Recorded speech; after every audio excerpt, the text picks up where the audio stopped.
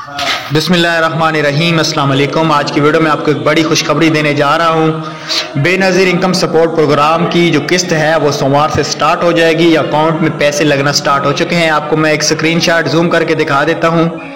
7 मार्च सन 2024 10,000 deposit. Interface की screenshot आपको दिखाई जा रही है, ठीक है। ये आप देख सकते हैं अकाउंट में पैसे लगना स्टार्ट हो चुके हैं गवर्नमेंट की तरफ से, और इंशाल्लाह आने वाली किस्त स्टार्ट हो जाएगी। ये किस्त किन लोगों को मिलेगी? जिन लोगों ने सर्वे कराया है या नहीं कराया उन सबको ये किस्त दी जाएगी, और जो BSP की ओल्ड बेनिफिशरी हैं उन तक ये किस्त पहुंचा दी जाएगी। सोमवार को आप तैयार हो जाएं, HPL एजेंट के पास चले जाएं, अपना फिंगरप्रिंट भी साफ कर लें। और ये आपके लिए ज़बरदस्त और बड़ी खुशखबरी है और प्रूफ के साथ लेके आया हूँ।